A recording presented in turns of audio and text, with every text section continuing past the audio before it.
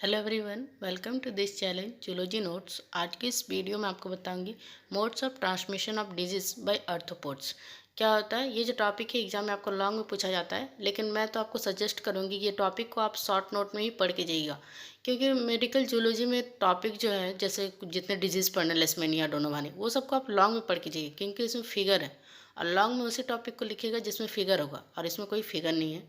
फिर भी आपको जैसा ठीक लगे। Modes of transmission of disease by arthropods क्या होता है। First introduction. Arthropod have exoskeleton segmented body and appendages. Arthropods में क्या होता है, तो बाह्य कंकाल होता है, सेगमेंटेड बॉडी होता है, दैट मीन्स उसका बॉडी 3 पार्ट में डिवाइडेड होगा, head thorax and tail, head thorax and abdomen and appendages.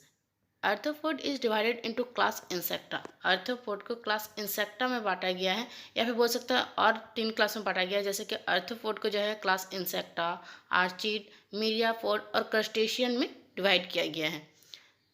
Insect include about 80% of all known species of animal of all kinds.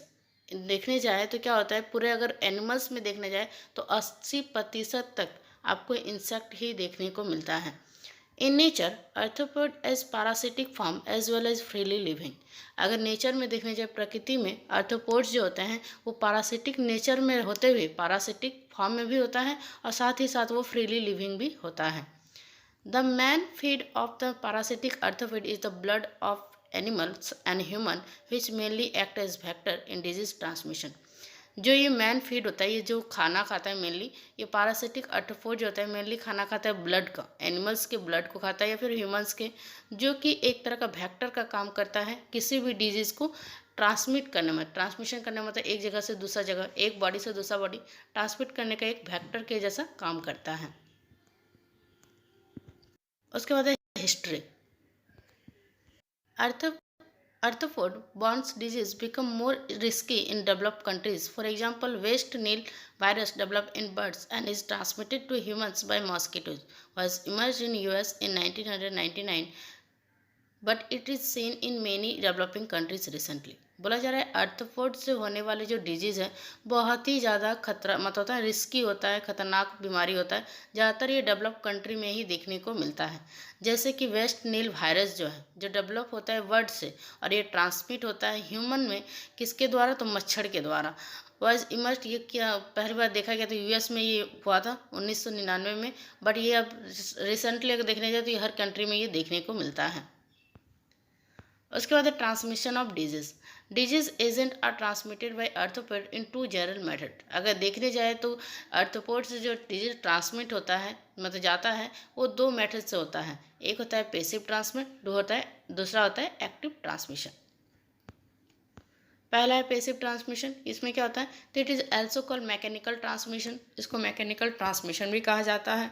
It is the method in which the micro organism is transferred by arthropod from our living being to another which do not affect arthropod. इसमें basically इसमें बताया गया है कि इस मेथड में क्या होता है ना, कि माइक्रो ऑर्गेनिज्म सूक्ष्म जीव के द्वारा, मतलब आर्थ्रोपोड के द्वारा एक लिविंग बींग से दूसरे लिविंग बींग में डिजीज ट्रांसफर तो होता है, लेकिन जिससे वो ट्रांसफ़र होता है, मतलब जैसे आर्थ्रोपोड के द्वारा वो ट्रांसफ़र हो रहा है एक बॉडी से दूसरा बॉडी, लेकिन उसमें आर्थ्रोपोड को किसी भी तरह का कोई खतरा, मतलब कुछ भी इफेक्ट नहीं पड़ता है।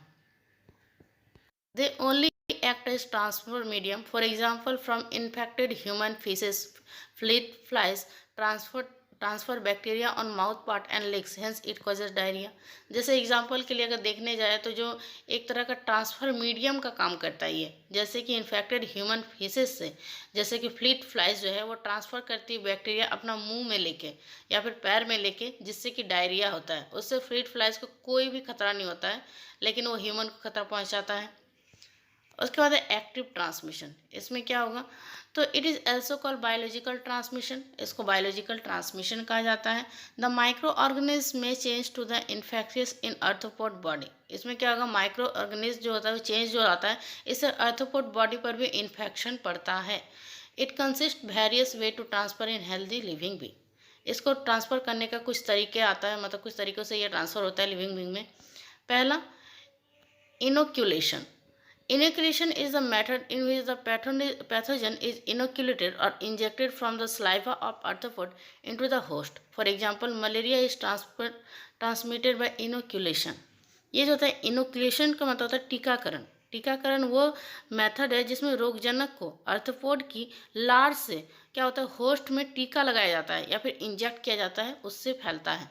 जैसे कि मलेरिया जो ट्रांसमिट होता है इनोकुलेशन के द्वारा, मतलब मच्छर बाइट करता है तब ना मलेरिया होता है, उस तरह का बीमारी होता है, वही इनोकुलेशन में आता है। उसके बाद है regurgitation. It is the method in which the arthropod spit or vomit pathogen in the host body. इसमें क्या होता है, इस मेथड में आर्थ्रोपोड स्पीट करता है, वॉमिट करता है पैथोजन को, क्या बोलते हैं, होस्ट बॉडी पर। जैसे for example bubonic plague transmitted by flea. Bubonic plague जो होता है वो ट्रांसमिटेड होता है फीलिया के द्वारा। उसके बाद फीकल कॉन्टामिनेशन।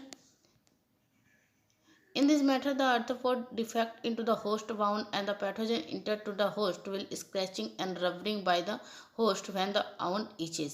बोला जा रहा है ना, आर्थ्रोपोड क्या करता है, मेजबान जो होस्ट जो होता है उसके घाव में सोज करता है और घाव में खुजली होने पर होस्ट द्वारा खरोचने और रगड़ने के बाद वो क्या करता है, रोगजनक मेजबान में प्रवेश करता है। For example Chagas disease is transmitted by this method by kissing bug. उसके बाद crushing the vector. In this method the vector is bang up on the skin of the host. For example epidemic thymus typhus is transmitted by this method of body louse. इस मेथड में क्या होगा, vector जो होगा वो being क्या होगा, बैंग अप द्वारा ये स्किन के होस्ट पर ये करता है, काम करता है। जैसे कि एपिडेमिक थाइपस जो है वो ट्रांसमिट होता है बॉडी लॉस के द्वारा।